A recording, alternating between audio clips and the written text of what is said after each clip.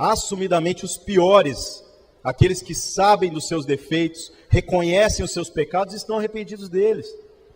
Então aqui, pelo menos, né, não era para ninguém se decepcionar com ninguém. Mas muitos têm desistido. Eu não aguento mais por causa do fulano, por causa do fulano.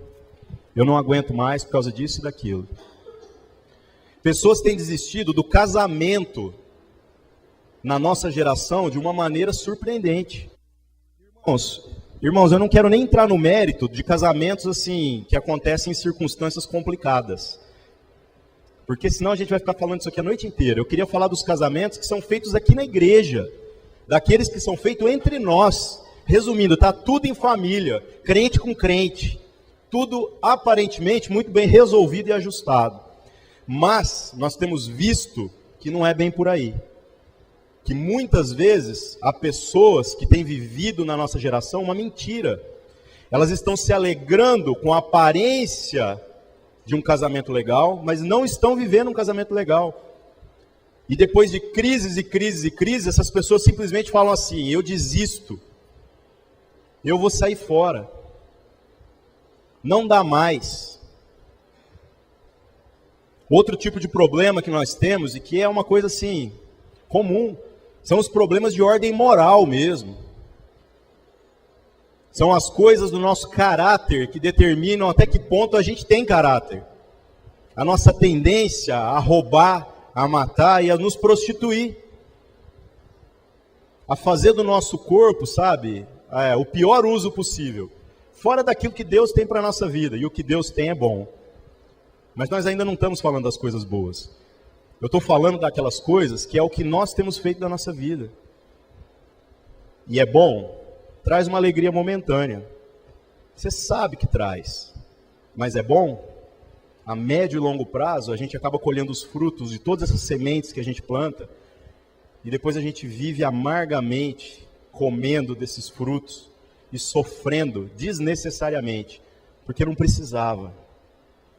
E quantas pessoas no nosso meio nós estamos tendo que conviver, que estão desistindo dos planos de Deus para a sua vida, no que se refere à área moral. Meus irmãos, isso não faz sentido.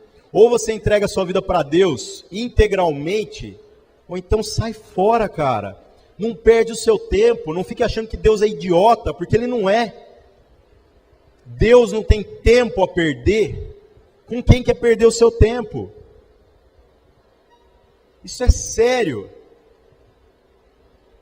Eu falei para vocês que essa semana eu arrumei um consórcio lá, que agora eu vou comprar um carro, né? Sabe qual o sentimento que passou pelo meu coração a semana inteira? Foi: Deus é bom. E Deus é melhor ainda, porque eu não mereço isso que Deus permitiu que caísse na minha mão de paraquedas. Eu pensei nisso o tempo inteiro. Porque, olha, irmãos, eu queria poder bater no peito e falar assim: seja santo como eu sou santo, que vai dar tudo certo. Mas eu me conheço. Quem convive comigo me conhece. Sabe onde me aperta o calo. Sabe o tanto que eu fico nervoso e mando o irmão tomar naquele lugar de vez em quando, sabe? É difícil. A minha carne grita. O Espírito Santo fala manso e a carne grita. E eu tenho que deixar o Espírito vencer sobre a carne. Você acha que é fácil para mim? Não é, mas Deus vem.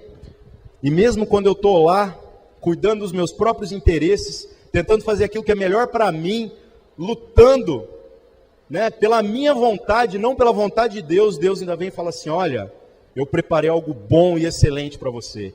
Então esse problema na sua vida, né, você estava precisando de um carro, sua esposa está grávida, você está precisando de um carro, então agora isso está resolvido. Quando, irmãos, nós vamos entender que Deus é bom, e que nada do que pode acontecer na nossa vida muda o fato de que Deus é Deus e de que Deus é bom. Então a gente tem que começar a se colocar dentro do alcance da bondade de Deus, renunciando às coisas que têm aparência de bondade, mas que não são nada boas, que a médio e longo prazo vão trazer morte. Queria ler um versículo com vocês, está em Hebreus capítulo 10, versículo 38. Olha só o que a palavra de Deus fala: mas o meu justo viverá da fé, e se ele recuar, a minha alma não tem prazer nele. Pode passar o próximo. Nós, porém, não somos daqueles que recuam para a perdição, mas daqueles que creem para a conservação da alma. Meus amigos, nós não somos daqueles que recuam. E se você tem sido um daqueles que tem recuado em coisas na sua vida, em coisas que Deus já falou para você que você tem que fazer, se você está vivendo o princípio da queda hoje, se você sabe que esse caminho que você está vivendo não vai terminar bem, hoje é o dia de voltar para trás e acertar essas coisas. Porque nós somos daqueles que, uma vez que colocados no caminho, chamado caminho da salvação, nós não vamos voltar atrás. Nós não vamos voltar atrás. Porque não existe atrás. Ah, mas você não sabe o que eu estou passando no meu casamento. E eu te digo, você não sabe o que eu passo no meu. Mas Deus é bom. E o meu casamento é bom. Eu brigo com a Marina quase todo dia. Mas glória a Deus. Porque apesar disso tudo, a gente não guarda de um dia para o outro. De tédio a gente não morre. E nem de problema de ontem. Nós arrumamos problemas novos. É igual malhação, tá? Trocentos anos passando e não acabam os problemas. Você está entendendo? Meus irmãos, nós temos que prosseguir as coisas. Nós temos que ser daqueles que avançam, daqueles que não recuam. Ah, mas você não sabe como está difícil no meu trabalho. Irmãos, não existe trabalho ruim. Ruim é ter que trabalhar. Mas ainda assim a palavra de Deus fala que nós somos criados para o trabalho. Nós não temos escolha. A grande verdade é que de todas as coisas que Deus colocou para a nossa vida, não existe plano B.